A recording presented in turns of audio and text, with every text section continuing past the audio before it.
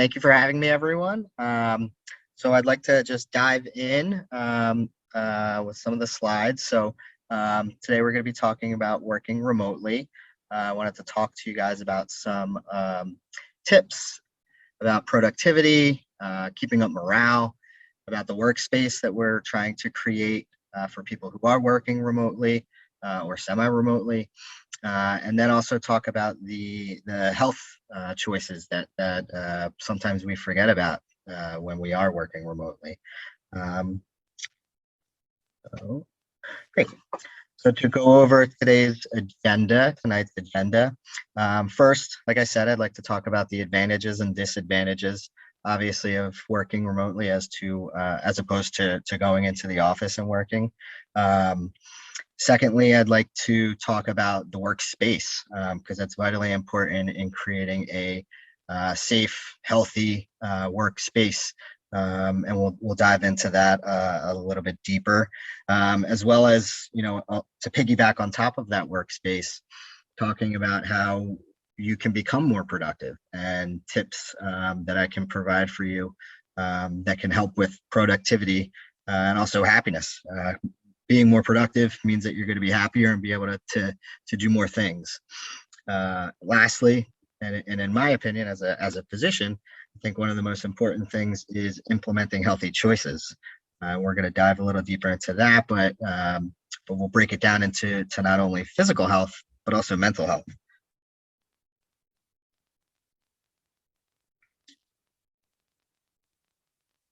Okay, so first we'll go through the pros and the cons of working remotely or working from home.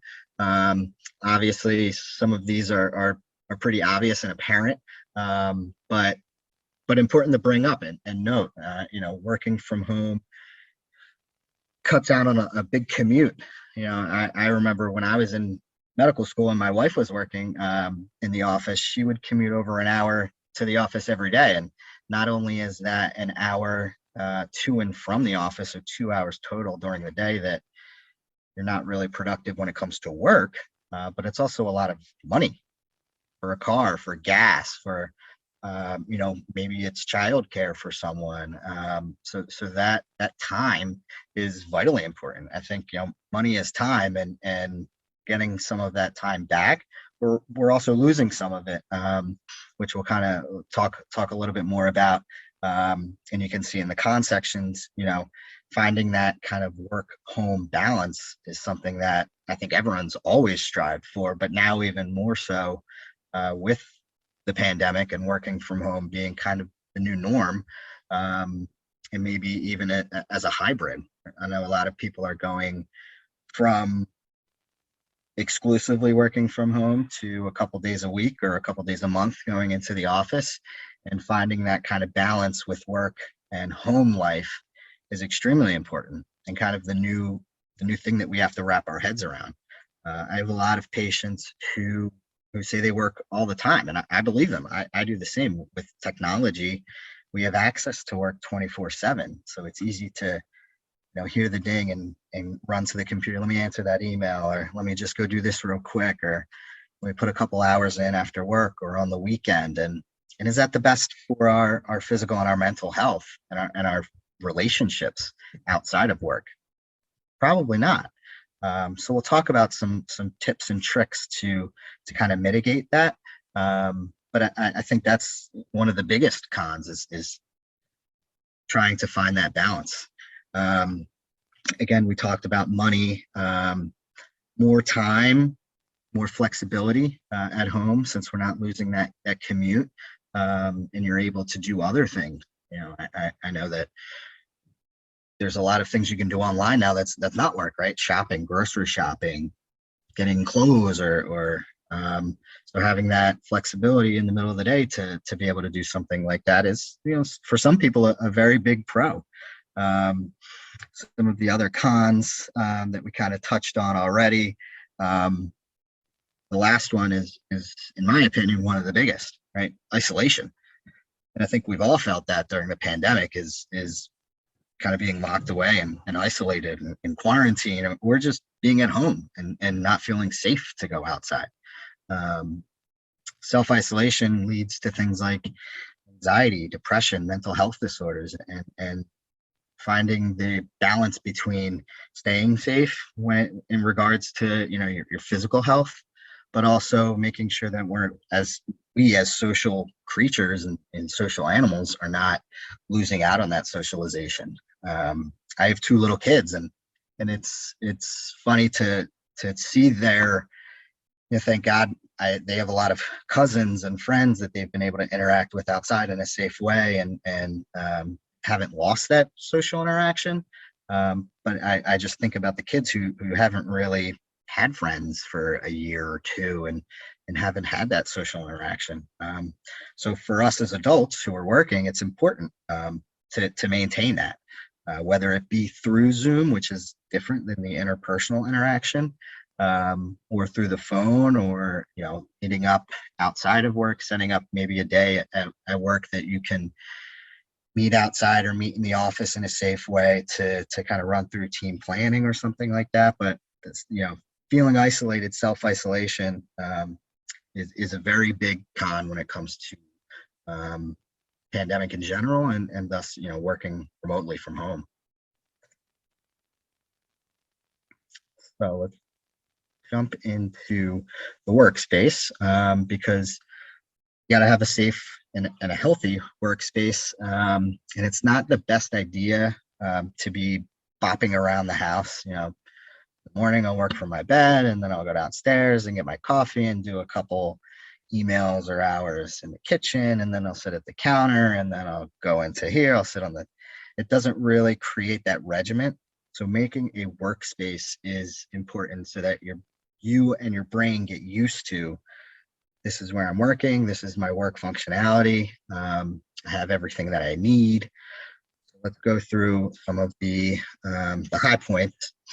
So first one can be hard, right? It depends on space and availability, especially the bullet point under having a separate, a door to separate the space. That can be helpful when you need quiet, or when just for your brain to say, this is where I'm working, right?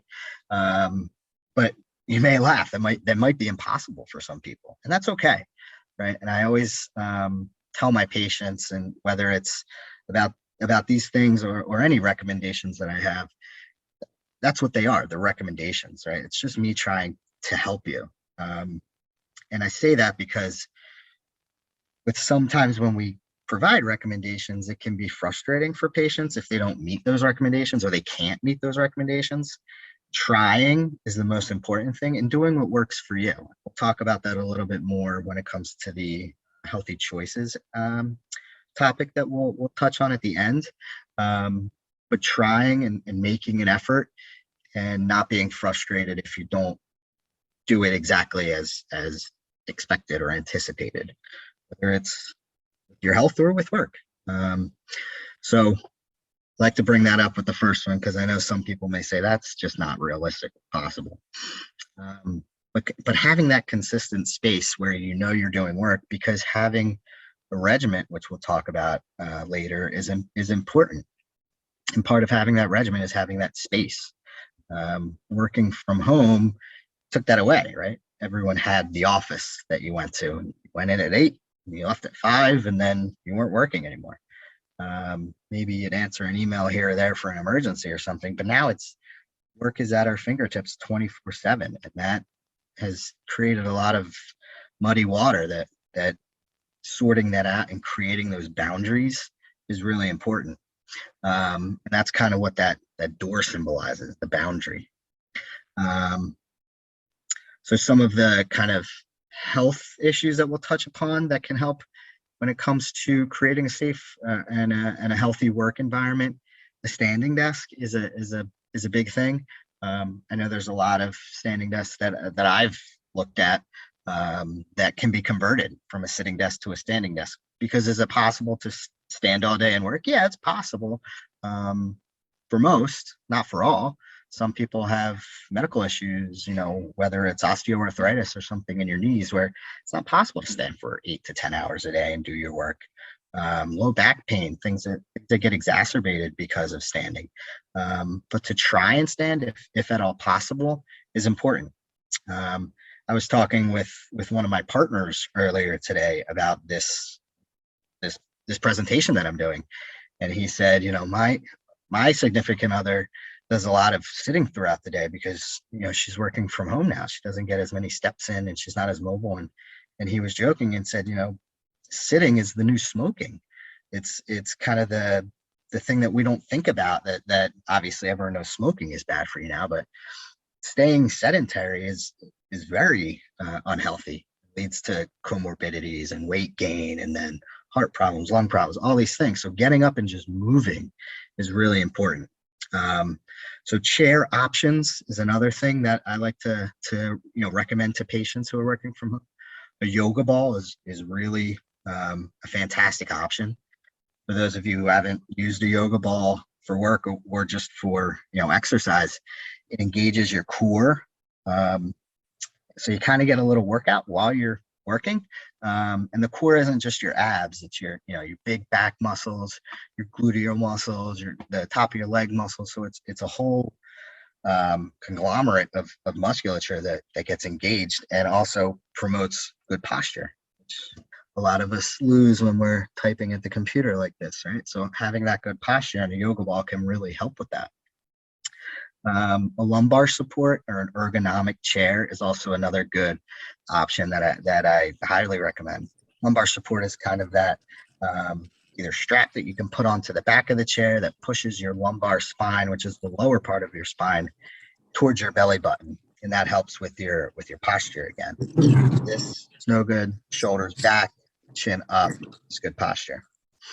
And then a comfortable bottom, right? If you're going to be sitting for a long period of time, maybe at the office they had the nice expensive chairs that it wasn't a big deal for your company to spend $300 on a chair.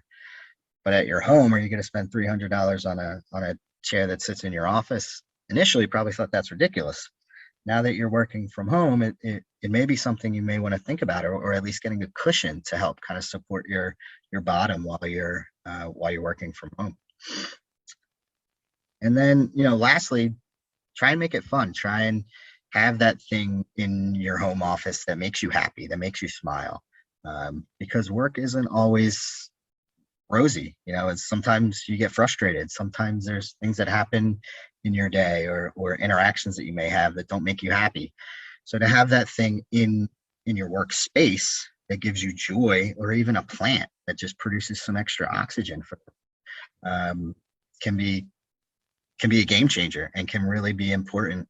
I know, in my office, I have a picture of my family. So having, something there that just brings you joy can be really, really important in creating that again, healthy, safe work environment.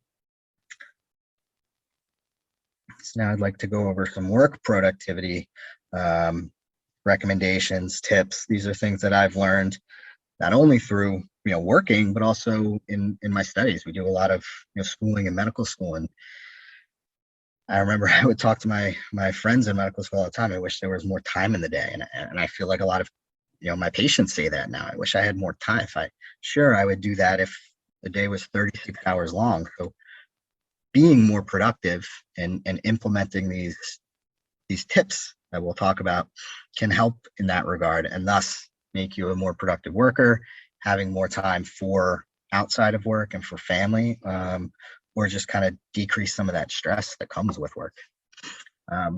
So realistic goals, expectations, boundaries, like we talked about when it comes to creating that workspace.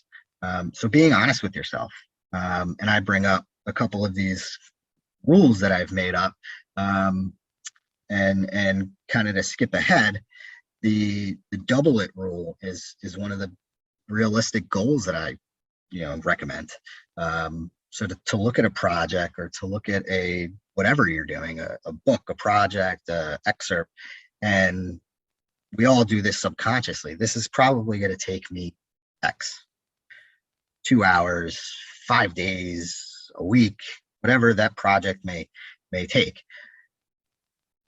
Double it, right? Because inevitably, especially working from home now, you're going to hit roadblocks. And nothing makes you more frustrated than saying, this should have taken me 2 hours, but the kids came in, or the dog went crazy, or the mailman came, or someone called me and interrupted me from work, or my colleague called me. So to have that time just in your brain already, where you just say, it's going to take me an hour, 2 hours, helps with those roadblocks and those obstacles that we come across inevitably, on a day-to-day basis. If it only takes an hour and you said it would take me two, then great. Then you have that extra time and you can, execute other things. But doubling the time is one of my big tips in creating realistic goals and expectations. Again, boundaries, another hard thing. We talked about the door, but again, I have two little kids, and sometimes it's impossible to keep a 3-year-old from running into the background if you have a meeting. And telling yourself that that's okay, and telling yourself that the person on the other side of the screen probably is stressed about the same exact thing, that your family's running around and you got all this stuff going on, and it's okay. It's okay. Take a breath, take a second. You can be frustrated and you can be embarrassed, but knowing that this may be the new norm, I think we're all kind of wrapping our heads around. Another really big tip that I've put into my practice, whether it was studying in medical school or now in my work practice, is the 5-minute rule. If you see a task and you know it's going to take less than 5 minutes, just do it. Just complete it and it'll be done. Because if you put that on the back burner, you get another one this is easy, but let me just wait, and another one, all of a sudden you're going to have 10 things that would have taken you 4 minutes each, and that's turned into an hour or whatever. So being able to just do something that's going to take less than 5 minutes and get it off your plate is going to help at reducing those kind of trivial tasks that you need to do on a day-to-day basis, and can help reduce stress and increase productivity, which is the name of the game.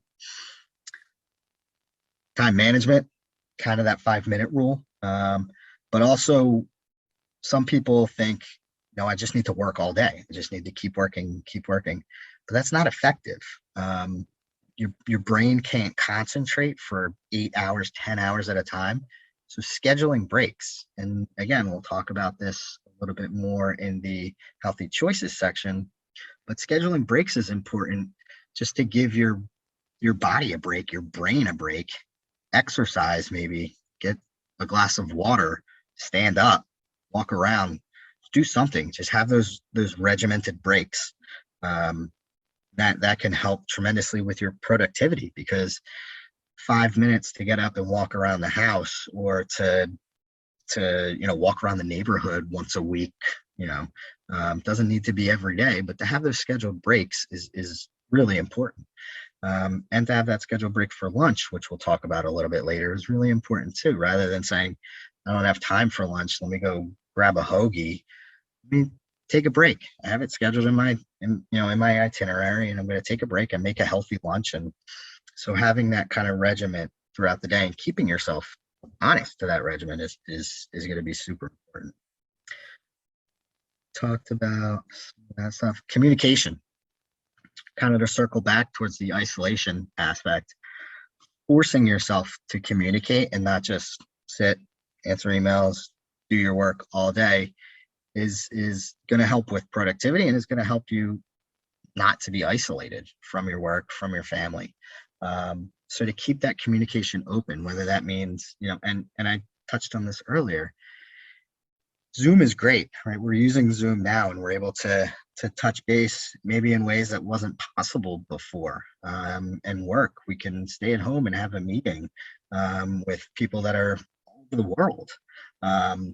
So that's fantastic. But in my opinion, it still takes away from that interpersonal connection, where you're, elbow to elbow next to that person, and that may be missed, but it's also something just to have that face-to-face connection. Even a phone call, right, can be important, to just pick up the phone and say, even if it's for a question, hey, I have a question, instead of writing that email and wasting, that kind of connection that could have been made. Picking up the phone and using the phone, maybe not shooting a text, maybe just calling someone. Communication in your break, maybe that's when, your 5 minute break for lunch or something is when you call mom or you call your kids just to touch base and see how everyone's doing. That way it doesn't feel like if they call throughout the day or something, then it's going to be a waste in your work day. And it's kind of, sets up that schedule for you. So that's another good tip as well.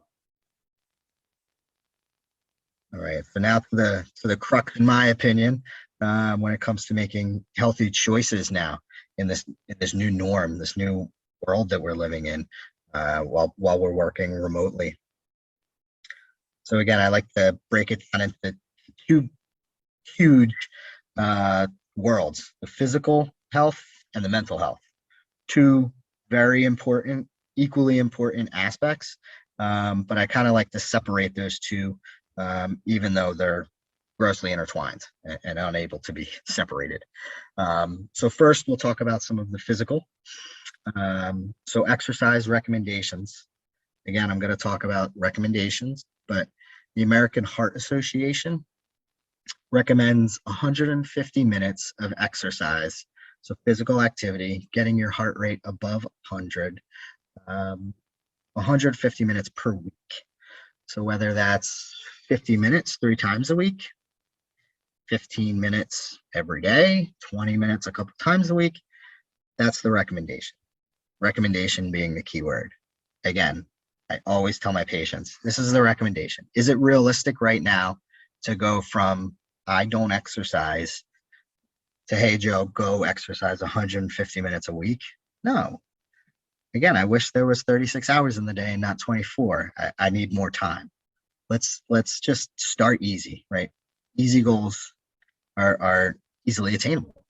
So let's start doing some exercise 15 minutes a week, something you like to do. Walking is exercise. Not kicking daisies, but walking for exercise counts as exercise. So let's do that once a week for 15 minutes. Your body will like it. Your brain will like it. You'll get the endorphins from exercise. You'll feel better. You'll start losing some weight. You'll have more energy. You'll sleep better.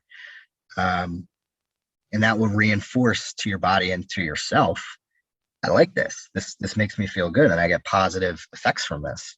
Maybe I could find another 15 minutes another day, and then that will build on itself. And then all of a sudden you're walking around the block 15 minutes 4 times a week.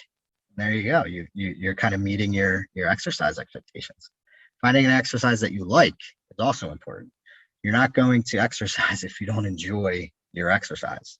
So one of my big, and I tell this to my patients all the time, one of my big exercises that I ask people to just try is yoga.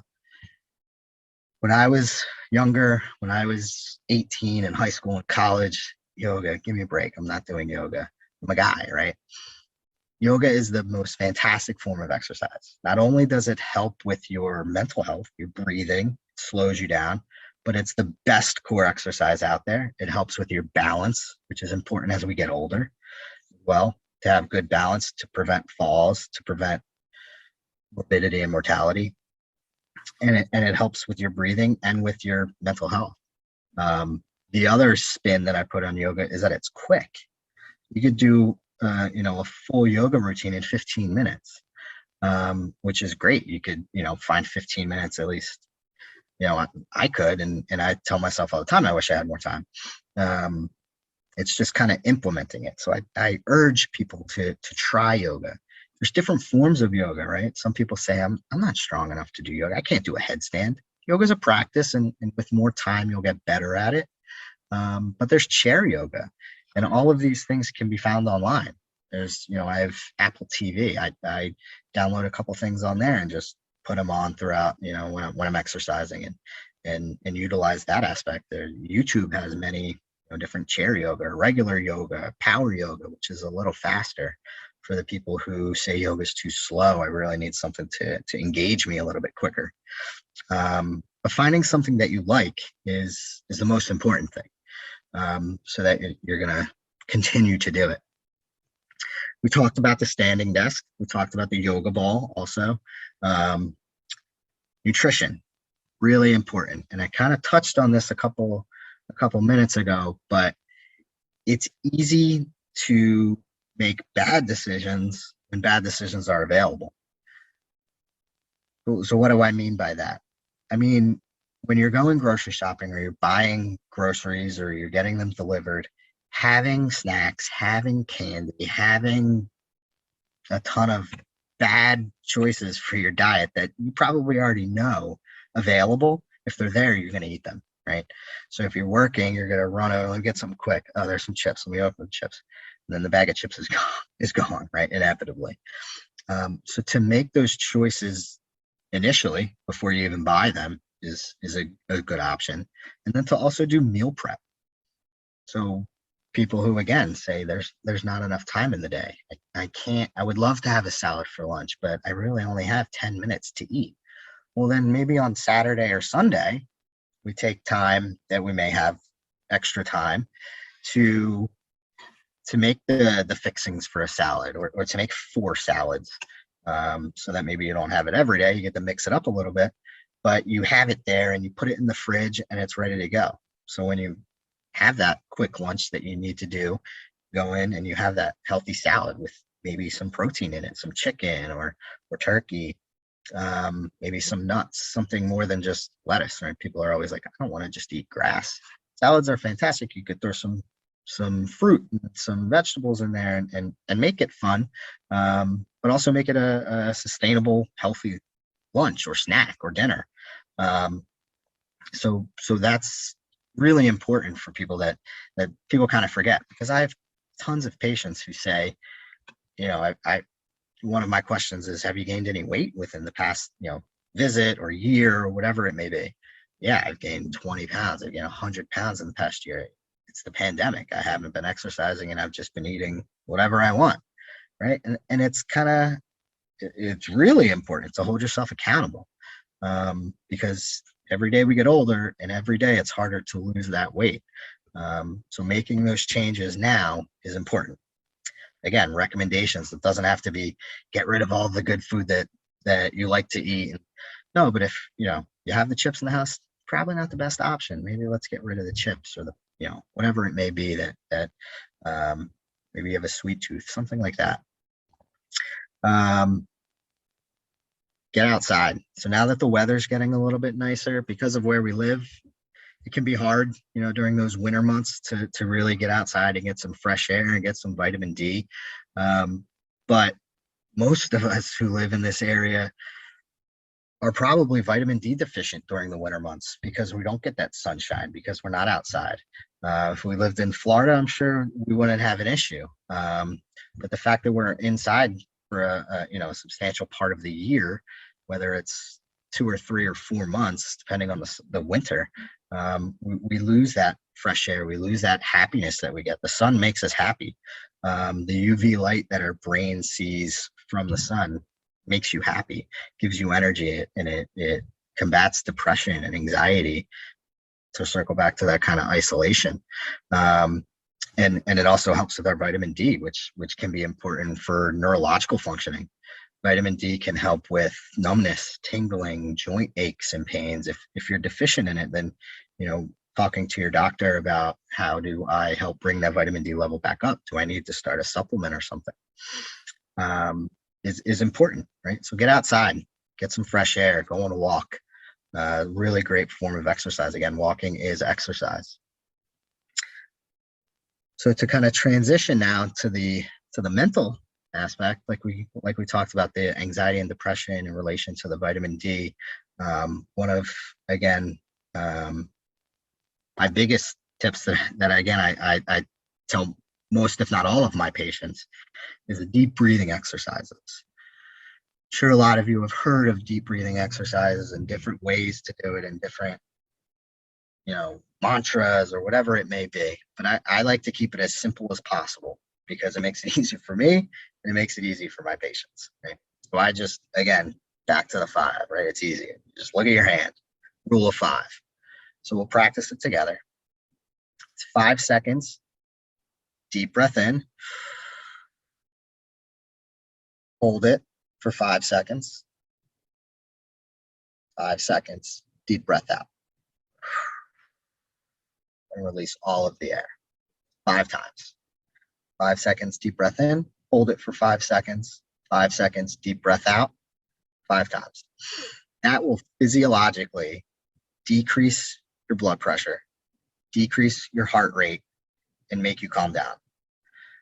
So I recommend to my patients, do that 2 or 3 times a day at baseline, because practice makes perfect, right? So the analogy, I'm a sports guy, right? So the analogy that I use is, you're not going to go into the basketball court and make a 3-pointer. You got to practice. You got to keep practicing and practice. And then when you need to, you can make the 3-pointer. Same thing with the deep breathing exercises. Do it 2 or 3 times a day. It takes 30 seconds. You can do it while you're working. You can do it in the shower. You can do it when you're lying in bed waiting for your alarm to go off. But then when you're doing it, your body will get used to it. Your brain will get used to it. You will get used to it. And then you need to, when you're, oh, why did Bill send me that email? You can do the deep breathing exercises and force yourself to calm down and get out of that stress response and that fight or flight response, and give yourself at least those 30 seconds to just think and calm down. So deep breathing exercises is a great way to reduce stress and to combat stress when it may come immediately. You recognize that. In the same way that we were talking about the breathing, take time to just walk away. You're sitting there and you can't figure something out, or it's frustrating you, or something's not working. Sometimes getting away from that workspace is important. So important to have that space, but also to exit that space, just as important to have it. So get up and walk around the house. Just do your deep breathing exercises and get out of that area, to give your brain a second to just stop. Really important to just take time and walk away if you have to. Schedule breaks. Talked about that earlier, whether it's for healthy nutrition, for lunch, for snacks, having those healthy options available, taking breaks scheduled in for exercise, right? You could become a professional athlete, right? You're taking a break to exercise. You're being paid your normal job to exercise. Professional athlete. So I'm joking, but you could take 15 minutes once a week to just walk around the neighborhood. And that will be important for your mental and your physical health. So taking those breaks is really, really an important thing that I want you guys to really think about and really try hard to put into practice. Creating that positive workspace we talked about. Then the balance, to kind of close that balance it's the hardest thing, work-life balance, making that regimented time that it used to be, back in the old days, pre-pandemic, work from 8 to 5 or 9 to 4, whatever your work calendar or schedule was, doesn't exist anymore, really. So to kind of hold yourself at least a little accountable and say, I'm definitely not working on Saturdays, to at least have that time, or you know what, I'm not going to open the computer past 7. Obviously, if there's an emergency or something, then you can break that mold. But setting up those times where you have the scheduled family time with your kids, or have that time with your spouse, is really important. Because even though you may think you're having, some quality time with your wife or your husband, you may both just be sitting there typing away and doing work. That's not quality time, and that doesn't help with that interpersonal connection, and it doesn't help with your mental health. So it's really important to take that time away from work to put towards yourself, your other relationships. And that's hard. It's probably the hardest thing to do, because we're always, again, let me just go. Let me take care of this. Because in the back of your head, you're always thinking give yourself a break. If it doesn't need to be done today, don't do it. Let it wait. So that's kind of the end, but I always like to wrap it up by saying a lot of these things are recommendations, especially these health things that we've talked about. If you have questions, if you have concerns, if there's something that doesn't work for you because of something physically or your living situation or whatever it may be, give yourself a break. Try and make these changes. talk to your doctor about it, your primary care doctor, about what they may think, what they may recommend, what their spin on this topic may be, and talk to them about what would be something good for you to implement or something good for your health. So I urge you to reach out to your primary care doctor as well to have a discussion with them, because we're all kind of navigating this new terrain together. And we as primary care doctors are just here to help